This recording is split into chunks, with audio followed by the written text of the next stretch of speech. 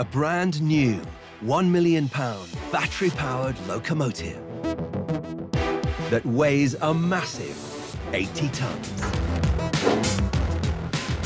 We're the only manufacturer in the world that actually designs and makes locomotives from 1 3/4 tons up to 150 tons. Can a team haul this Goliath without scratching its pristine paintwork? You got nothing left? And a Class 20 locomotive that needs moving 120 miles. We got an SOS telephone call. It needs to get there quickly. Can the team hit an urgent next-day delivery deadline?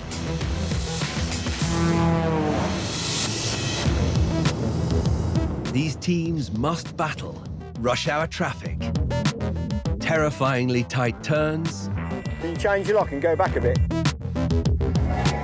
and heavy metal to deliver these million-pound machines on time. A titanic task, even for the world's toughest train truckers.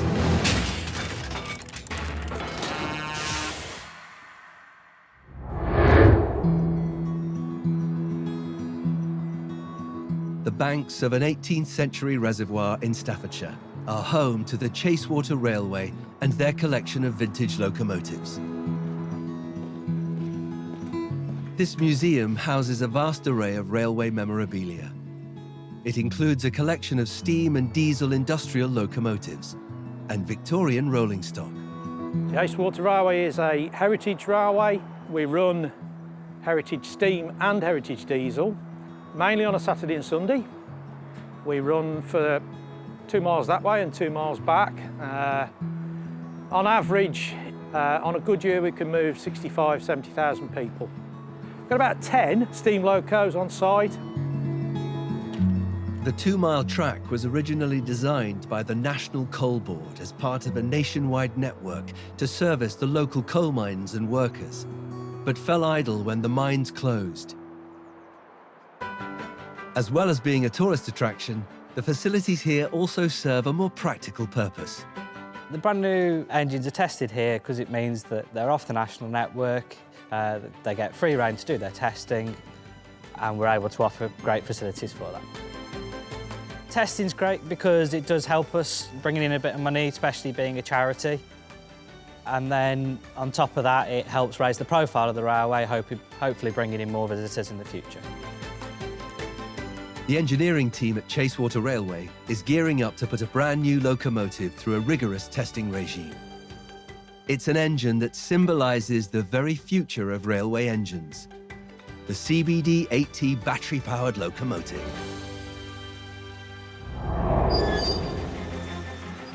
Dating from the late 19th century, electrically powered locomotives were developed to be used where a diesel or steam locomotive would be unsuitable. In industrial facilities with a high risk of explosions or air contamination with toxic fumes, an electric locomotive greatly reduces the chances of combustion. And urban underground railway networks rely on battery-powered locomotives to carry out repairs when the main electrical supply has been turned off. The CBD-8T is the latest in a long line of electrical locomotives. Weighing a massive 80 tons and costing a cool £1 million, its lack of polluting diesel emissions makes it one of the most environmentally friendly engines around. The engines are made here, at the Clayton Equipment Limited factory in Burton-upon-Trent. Founded in 1931, the company specialises in the manufacture of industrial locomotives, used to shunt trains and construct tunnels, and they send engines around the world. We're the only manufacturer in the world that actually designs and makes locomotives from 1 3/4 tons up to 150 tons. Well, the first batch of locomotives was in 1940, in World War II, for the Ministry of Defence.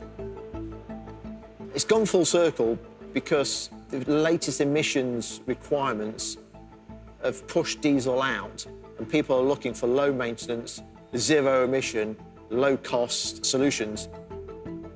Some of the locos that are operating in the UK are 60, 70 years old. They're end of life, they need to be replaced. So they're looking to replace them with zero emission solutions. batteries have a finite life and they need to be replaced when done, but so do diesel engines. The batteries we use are 99% recyclable. From a blank piece of paper to a locomotive going out the door, we can do a large locomotive in about 9 months. Before this £1 million electric locomotive can be handed over to its new owners, it has to be put through a range of track tests at Chasewater, which calls for one very special haulage team.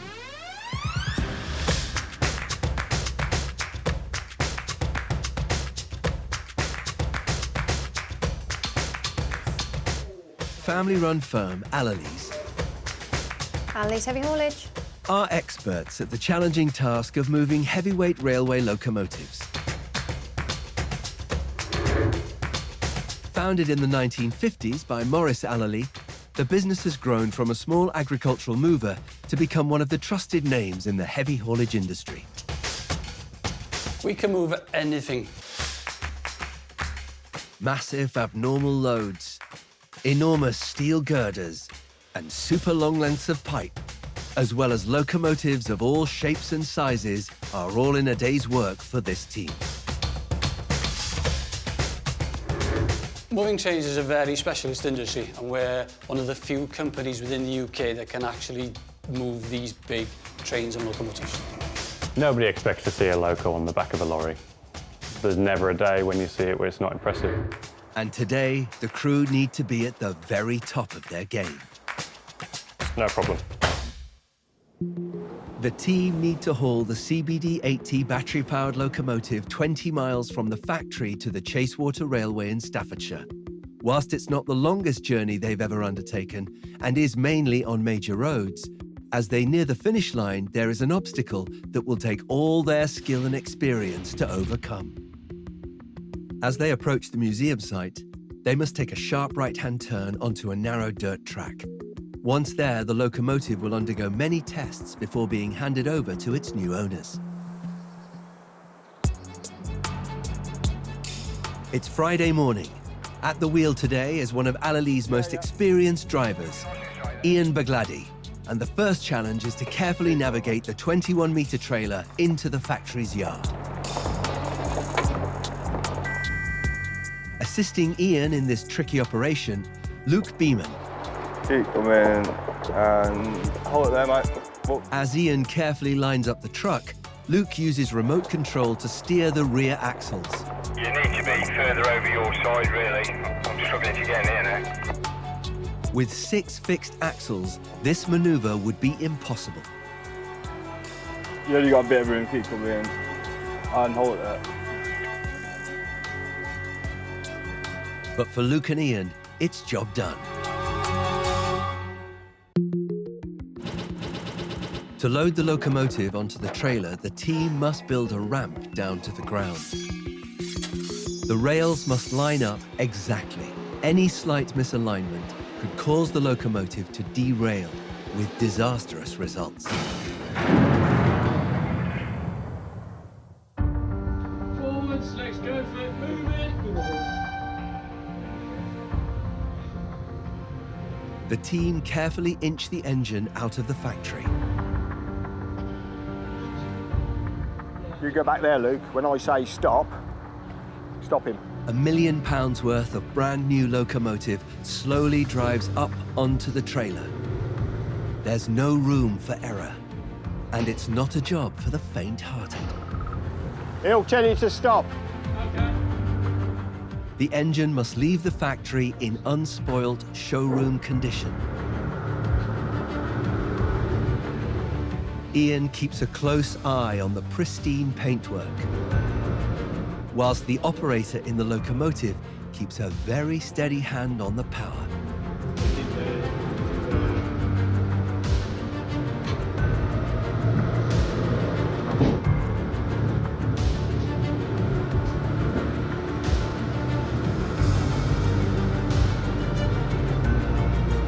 Okay. Beautiful. Whew. Well done, Mark. After a nerve-shredding manoeuvre, that's one very relieved driver. Good chain. Get a couple of chains on that. Ian uses chains to secure the engine to the bed of the trailer.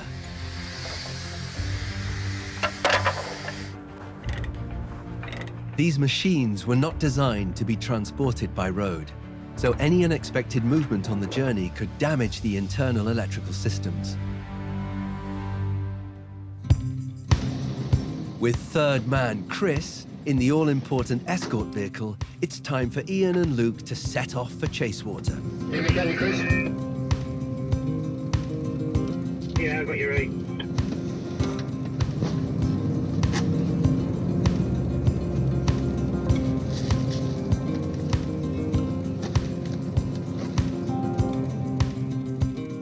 They hit the road at 10 a.m.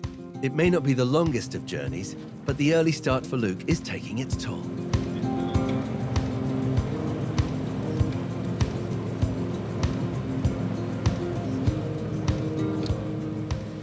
Are you not awake yet today? Are you struggling?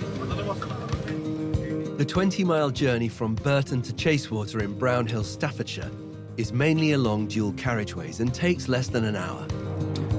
50 minutes later, as the crew approach the site entrance, they realize it's going to be anything but straightforward. Not sure what we've got to do here, Chris, whether we've got to drive in, reversing or what, so I'll have to park up. With the precious cargo just meters short of their destination, Ian and Luke need to pull over and investigate how they can maneuver the massive trailer into the entrance of the railway.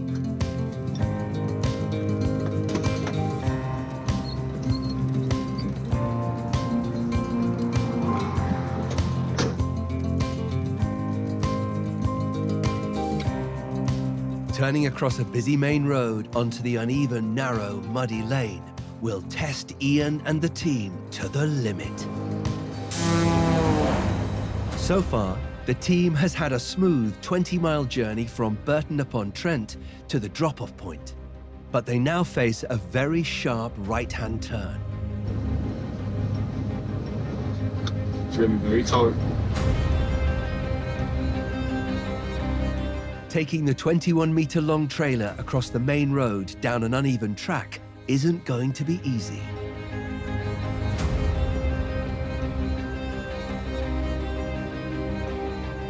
Yeah, Chris?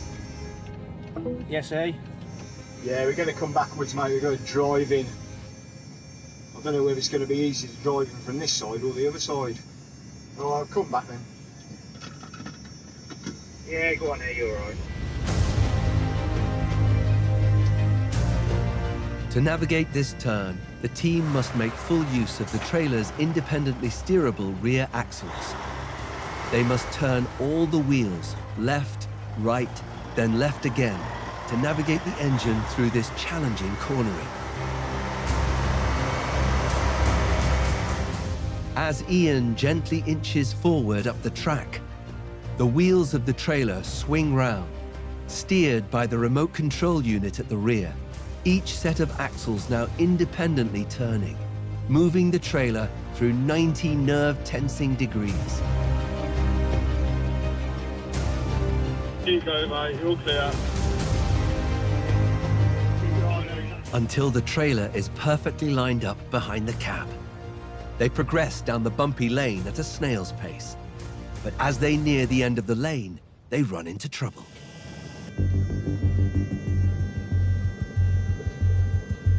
Old track equipment blocks the path for them to turn into the railway's yard.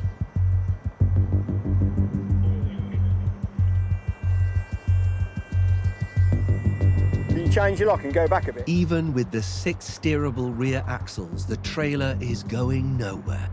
Unable to move forwards or backwards, the trailer is stranded.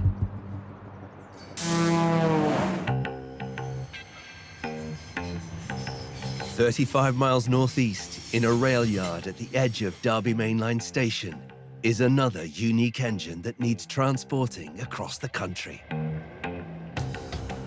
This is a Class 20 Type 1 diesel-electric locomotive, number 20142, the Sir John Betjeman Resplendent in London Metropolitan livery.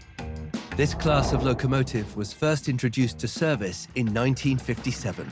Almost 230 were built until they were discontinued in 1968. Weighing 73 tons and with a top speed of 75 miles per hour, they were the workhorses of the network, primarily used to haul light freight trains and occasionally passengers.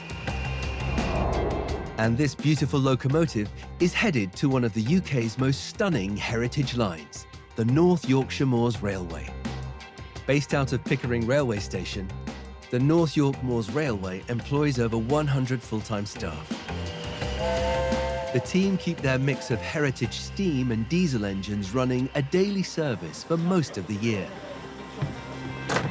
Now a major attraction for train enthusiasts and tourists alike, their steam locomotives can make the 21-mile journey from Pickering to Whitby in a little under 2 hours. Today, the Class 20 needs transporting 116 miles to Pickering to replace an engine that is currently off the rails and in the workshop for servicing. Owner of the Class 20, Michael Owen, has arranged to rent the engine to the railway for 8 weeks. The locomotive will go off today to their road rail offloading point at Newbridge, which is near Pickering. Hopefully they will do an acceptance exam, and once it's accepted it will go straight into service immediately. It needs to get there quickly. We got an SOS telephone call a couple of days ago. It had to go by road because the network couldn't accommodate it on the branch from Middlesbrough to Gromont.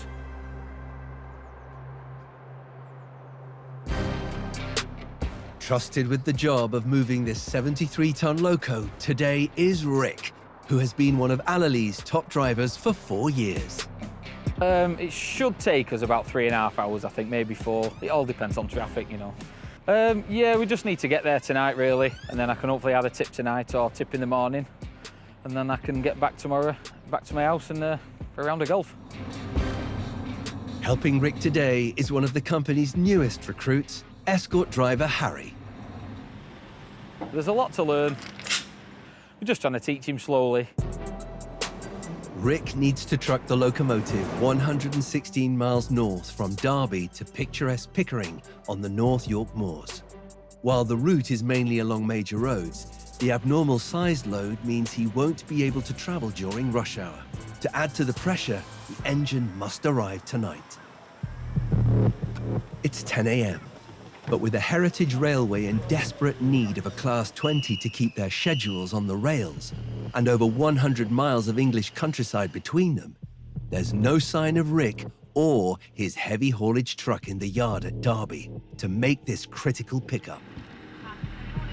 Oh, hello, it's Michael Owen from Class 20 189 Limited at Derby. Yeah, well, we are. We're getting a bit chilly waiting for your wagon.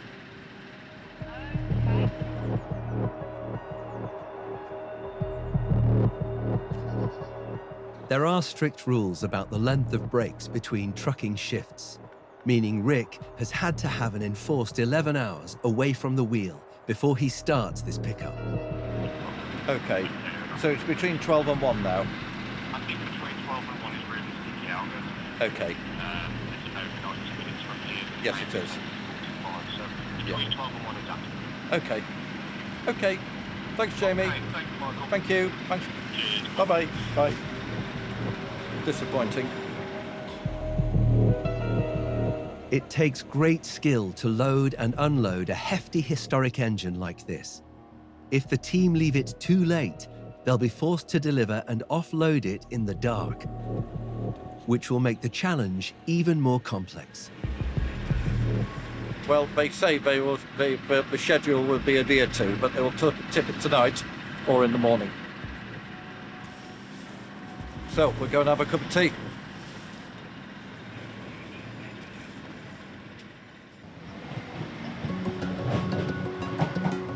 With his rest break over and a little over 3 hours behind schedule, Rick and his trailer finally roll in. With such a tight schedule, there is no time to waste. But at least they're here, and now they're unloading. With the clock ticking, Rick's first task is to maneuver the 20-metre-long trailer into the yard and line it up with the track. Then, they must lower the entire trailer to create a flat platform. Rick must then drive the cab, which is equipped with a special winch unit, to the opposite end of the trailer. Only then can the tricky process of winching the 73-ton engine onto the trailer begin.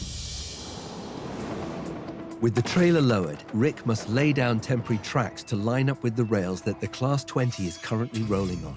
The team must secure supports underneath the tracks to help them take the weight. If the blocks slip, there is a real risk that the engine could derail as they haul it onto the trailer.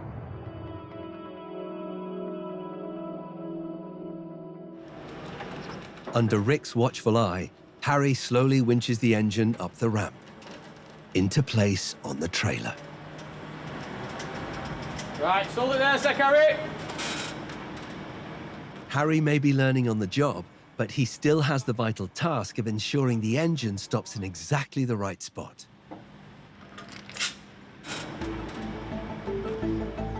With the 73-ton Class 20 now loaded on the bed of the truck, and 3 hours behind schedule, Rick is finally ready to hit the road. You ready to start moving, mate? Yeah, man. Right, moving backwards. To get there, he needs to reverse out of the yard. Keep it coming. Although the electric gates seem to have ideas of their own. Just watch the gate shutting behind you. Just stand across it if you can. Keep it coming. Keep it coming. Go through it.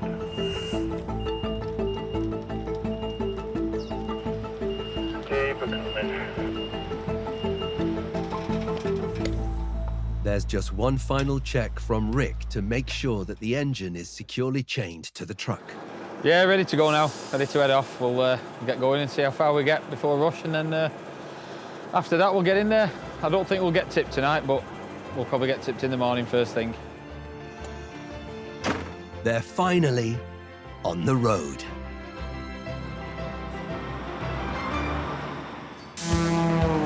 You're just tapping the cup, giving these other cones a little tap, it's alright. Keep it going. Keep it going. The journey may be mainly motorway, but getting to the motorway isn't going to be easy. Golf's just coming through and then you're clear, mate. That's a great place to stop, wasn't it? Fucking idiots everywhere, innit? Single-lane roads through busy towns weren't designed for these massive mechanical monsters.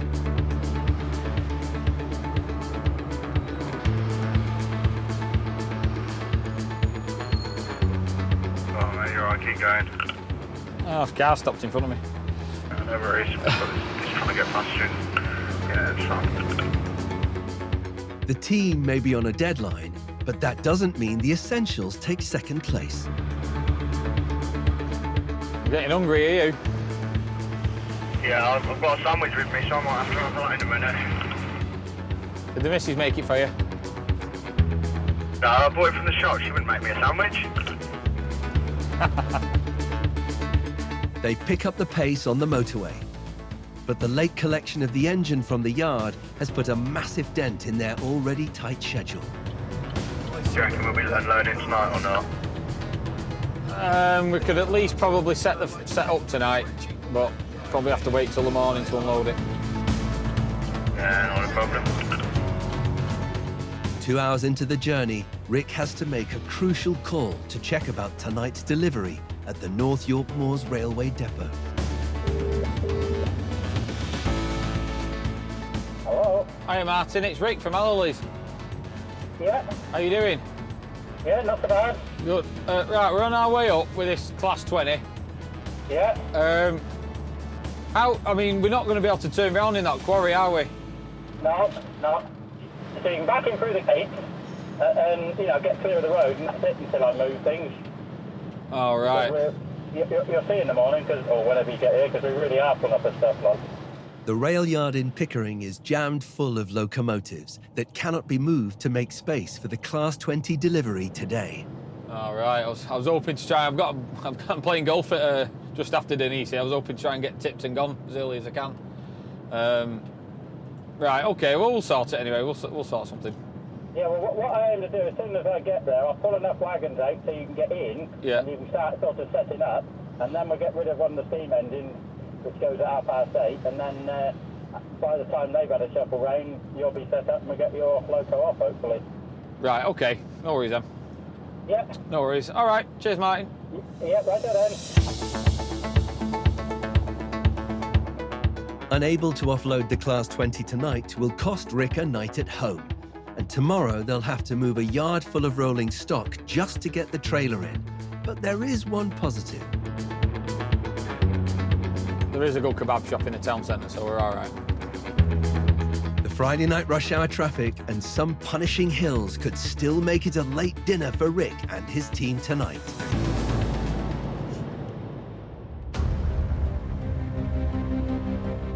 At the Chasewater Railway in Staffordshire, expert haulage driver Ian Bagladi has made the 20-mile journey from Burton with the brand new battery-powered locomotive. It's being delivered here from the factory in Burton-upon-Trent to undertake final testing before being handed over to its new owners. It has only been a short journey by road, but one that has had a sting in its tail. A sharp 90-degree turn up an uneven, muddy track took all of Ian's years of experience to negotiate. And now, old machinery blocks the path ahead.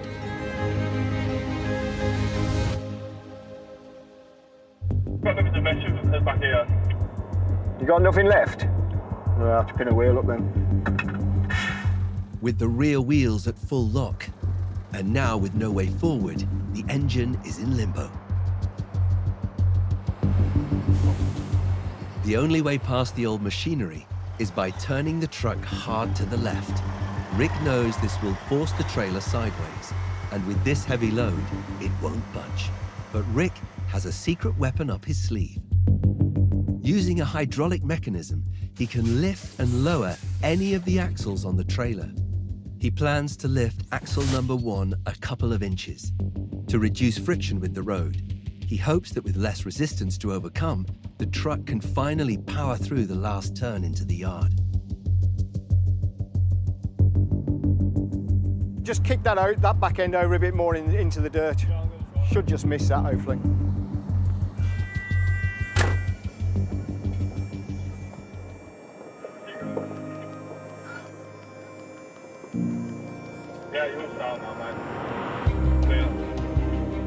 Painstakingly slowly, the 21-meter-long load moves forward.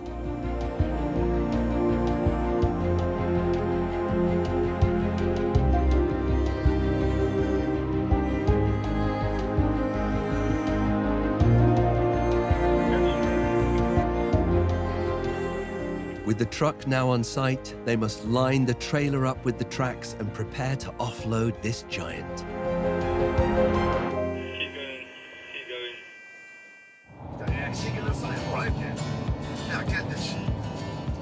In West Yorkshire, Rick is well into the almost 4-hour drive, pulling the Class 20 locomotive behind him. Oh, you're right. It's not too bad when we get up there. We might have a barbecue if you want. The 116-mile route from Derby to the North Yorkshire Moors Railway Yard in Pickering has been mainly along wide-open roads. Relatively straightforward for a driver like Rick, with all his years of experience. But with a load weighing in at 80 tons, the Yorkshire hills make for slow going. If you was in a normal car, you just wouldn't expect that it was like a hill there. But when you've got that thing on the back, it's at 20 mile an hour. Yeah, you've really quickly learned where all the hills are in the country when you're driving this sort of stuff. Oh yeah, definitely. You'll see another big hill when we get to the A64 a bit later. We'll be down to about 5 mile an hour up there. Oh well, that sounds absolutely beautiful. If the sluggish progress up steep gradients wasn't tough enough, to make this challenge even more difficult, Rick is battling both the clock and rush hour traffic. Supersized loads like this are restricted from travelling during the peak times of 5 p.m. to 7 p.m. Yeah, I'm hoping by the time we get to West Yorkshire, we'll have missed the rush anyway. Touch wood, we don't have to stop then, hopefully. But with a combination of a late start this morning and the speed-sapping hills, Rick and Harry are soon forced to pull over and take a break. We've had to stop on the way for rush hour, because you're not allowed to travel in between certain times. And also, I was quite hungry, I fancied something to eat. And we'll stop here and wait to rush hour to finish, and then we can carry on. Yeah, we'll make it on time. We'll be a bit late tonight, but we can't set up till tomorrow morning, so there's no massive rush to get. We've just got to make sure I get there in my driving time before that runs out. It will be a bit difficult in the dark because we are going out into the sort of the middle of nowhere. There's not really any street lights, narrow lanes, so going backwards in the dark is going to be a bit tricky, but we've got an escort van, keep an eye on things, and all should be well, touch wood.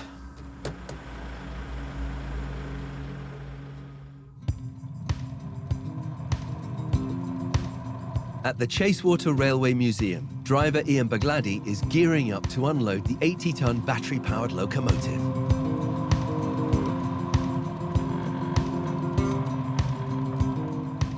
With the trailer lined up with the rails, the team assemble the unloading ramp.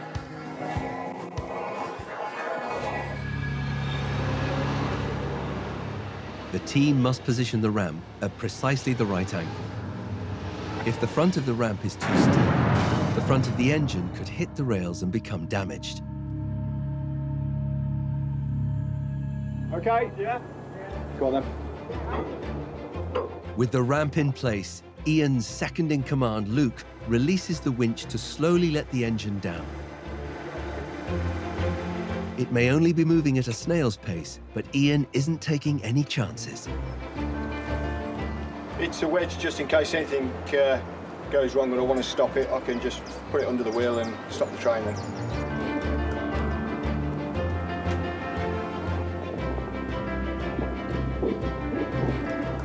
Safely on the rails, all that is left is to unhook the winch and hand over the engine. The red ones are on the back, so they should be going forward the other way. So we all undone? Yeah, all yours. And of course, everything that has been built to unload has to be dismantled and put back on the trailer.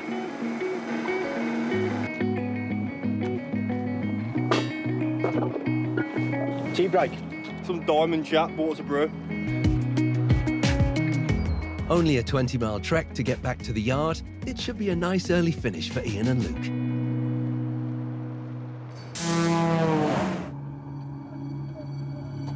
"145 miles northeast, and it's a different story for Rick and Harry. 9:30 p.m. With the rush hour over and 8 hours after they left Derby, they finally pull into Pickering with the Class 20 loco.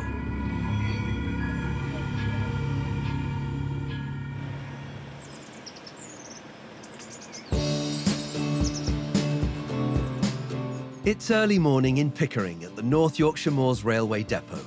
Last night, Rick arrived with the Class 20 locomotive that they desperately need to keep their scheduled service running.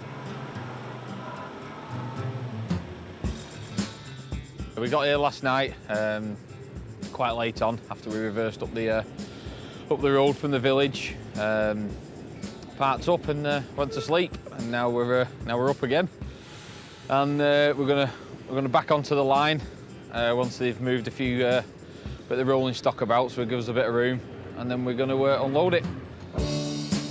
But before Rick can unload the engine, there's a lot of locomotive hardware that needs moving around.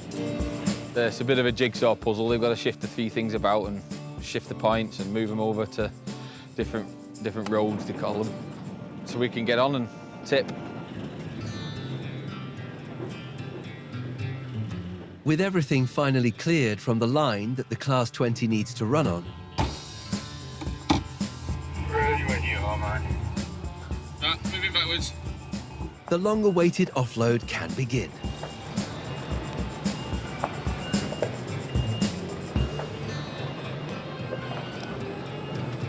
Keep it coming. there's just enough room for Rick to reverse into position and line the trailer up with the rails.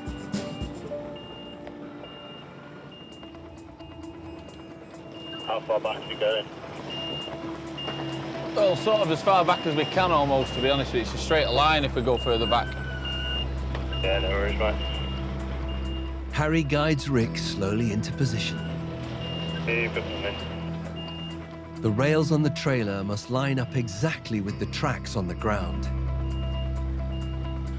Even an inch out could cause the engine to derail as it moves down the ramp.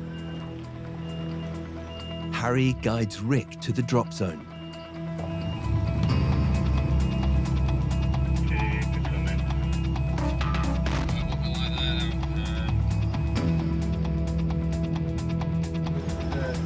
Rail on here, rail on the trailer. Yeah, I'm just checking that the rail on the trailer is in line with the rail in the ground, basically. Take it over to the passenger side and touch for us, mate.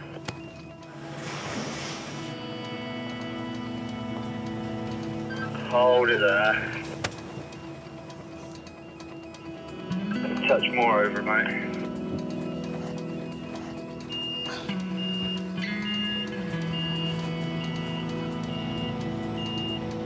Keep it going. Yeah, hold it there. Should do it, mate. I don't. Just drop the back end down a little bit and drop the neck down.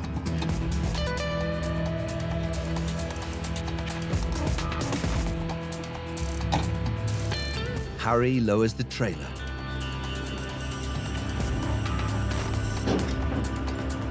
Yeah, drop the stinger down now and we'll pull out.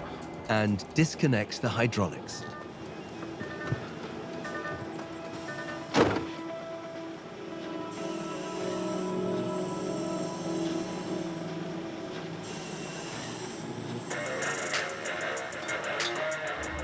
With the cab clear of the tracks, they can assemble the ramp.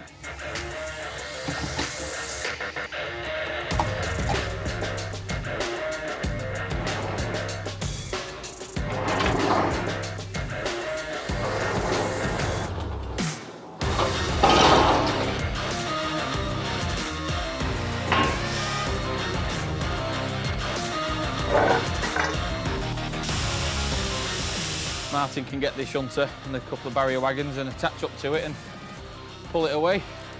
We can't winch it down because we can't get behind it, there's not enough room, so we're just going to let it down with the shunter. A slight curve in the track prevents Rick from slowly winching the engine down the ramp. So he calls in a small shunter engine and a barrier wagon to slowly pull it off the trailer.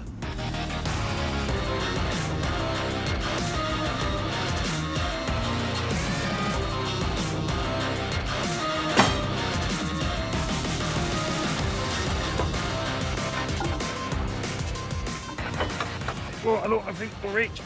Oh no, this will work. Sorry, I didn't see that one. With the rails in perfect alignment, the Class 20 smoothly rolls down to ground level.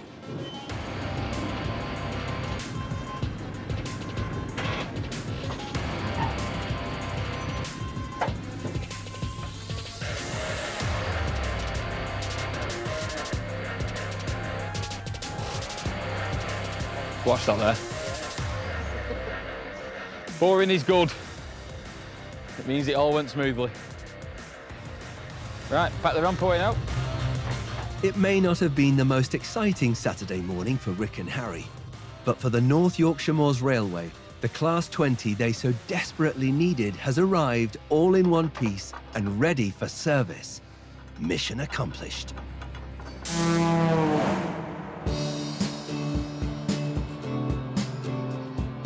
At the Chasewater Railway in Staffordshire, hidden amongst their collection of heritage rolling stock, stands the brand new CBD-80 battery-powered locomotive, delivered in pristine condition straight from the factory by driver Ian Bagladi and the crew.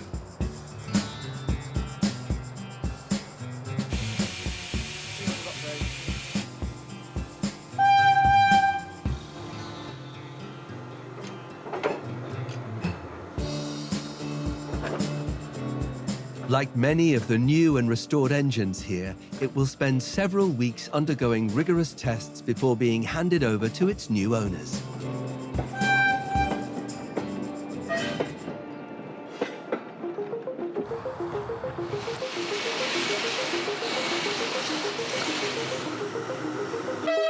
It's great seeing the new locos because they are the future, and it's great to be able to see where it's going and what the future holds.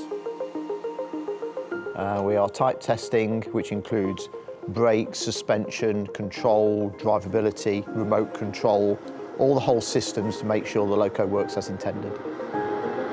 We make lots of different locomotives, so even though some will look very similar, they are in essence quite different depending on the customer's specification. So this one is a battery locomotive, and this customer's ordered a batch of 15, and this is the first one of its type to the customer's specification. We do more tests on the first one than we will do on the rest of the batch to make sure that we're happy with how it works. So when we deliver it to the customer, he's happy. These being the locomotives of the future, the technology on board calls for very specialised technicians. I'm in charge of finding all the faults in the circuits. With the loco having over 2,000 wires, and in order for us to get it ready for the customer, we have to make sure all the wires are in the right places and all the circuits work. Locomotives here have every single aspect of their operation put under the testing microscope. Laptops connected to the internal circuitry and controllers test everything from battery efficiency to speed and braking. When an engine pulls up to 1,000 tons, nothing can be left to chance. Testing's gone brilliant today. Bit cold, but we've ticked off all those things we needed to do. A few more little things that we'll finish tomorrow, and we're good to go. It may all be high-tech testing here, but there is one job that does sound like a lot of fun.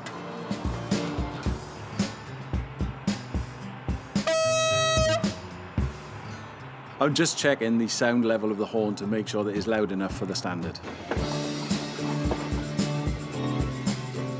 With everything down to the smallest detail tested, the engine can safely head off into service.